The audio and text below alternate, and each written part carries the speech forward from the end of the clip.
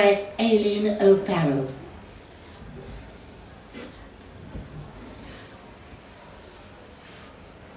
I may be the last typesetter in England, and like the last speaker of a tribal language, I am increasingly in a world of my own. I speak of ink levels and typefaces, margins and frames, and the young activists nod at me, but they can't really grasp it. Oh, they've seen printed works, of course, exquisite books in libraries and newspapers in museums. Artifacts from a more beautiful and a more primitive age. Metal, ink, paper. To think we once had to cut down forests to share our stories. The clamour at presses. Oh, the stink of chemicals. Now knowledge is passed through the air, invisible, silent, clean. Clouds of words and images. Where does it come from? Who knows? Who cares? We are all the generators of content now. Light fades from south to north in winter and also from east to west. Out here in the reeds and mud of the estuary, it is possible to time it by the carolling of the terns and the gulls rising up as the sun falls away. Winter is our time. We crave the darkness, and we cannot show lights out here. This hour of dusk is our window. An hour is all we really have in any case. If we do not interact with the web at least once every 90 minutes, an alarm goes off somewhere. I don't know where it is, and it's probably not a real geographical place, but somewhere in the system an alert, a tag is generated against a string of code, and they will start to monitor more closely. We leave our devices where we can best retrieve them later. At home, in bike panniers in Greenwich Station, or inside a decrepit concrete garage close to the Tilbury dock.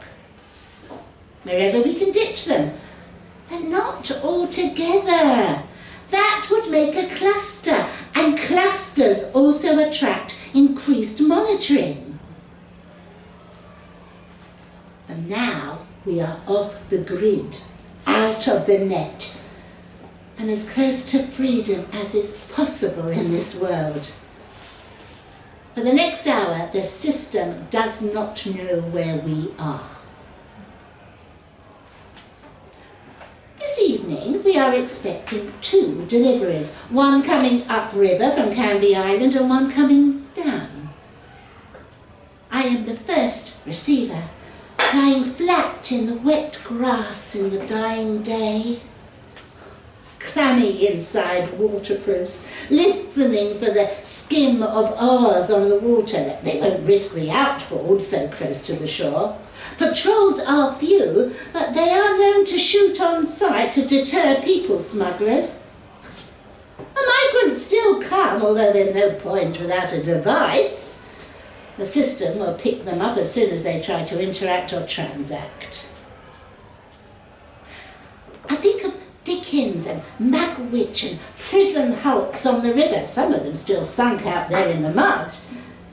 These marshes, lawless and abandoned then and now, again, become a place of renegades and outcasts. The barrier failed and the sea reclaimed the floodplains. The city is retreating west now and north and south to higher ground. The boat comes so quiet that I almost miss it. An inky shadow against the grey twilight. The crew manoeuvres it to the shore, just a slightly drier hummock on the edge of the flats. I know these women by reputation. The dragon boat captain from Oxford and a fish gutter on leave from the offshore trawlers out of Grimsby, who carries a knife strapped to her thigh. I am a flabby old bird by comparison with at least 30 years on the oldest of them. I wade over and steady the ancient wooden skiff. Fish gutter nods and passes me the waterproof pouch. It's too big to go into my pocket, so I remove the velvet bag and hand the pouch back. "Can we see?" she says. "You didn't look?" "No. Direct into your hands, we was told." We check the horizons on all sides. Nothing. I open the drawstring and spill them onto my hand. 3 of them. J, Q, and W. Golden letters lying in my palm. They stare at them. Dragon Boat touches J with the tip of her finger. Beautiful. J and Q have travelled all the way from Uganda. W found under the floorboards of an abandoned works in Leipzig. I wrap them carefully and zip them into the inside pocket of my fleece. When? Soon. I'd like to share more. Their courage is immense. To slip through the shipping channel takes time, hours out of the net. Alerts will be raised, monitoring applied. I push the boat off and in seconds they disappear into the cold. A light fog is swimming hopefully up the river. I check back to the garage and hand over my cargo. Any news? Heard they're landing in Gravesend. The final piece. If we succeed tonight, we will soon have a working press. A thought is exhilarating. Knowledge and ideas printed on paper, passed hand to hand, shared but not monitored outside the system. I retrieve my device.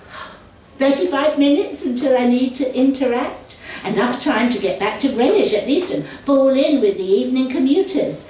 Check the weather or some other innocuous transaction. What we are doing is dangerous, seditious even. You can't just walk into a shop and buy paper. You can't order it on the net. It is contraband. Purchase of materials likely to be of use to terrorists.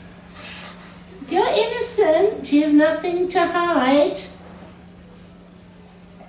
I board a train at Greenwich, buy a coffee at London Bridge, get back on the grid.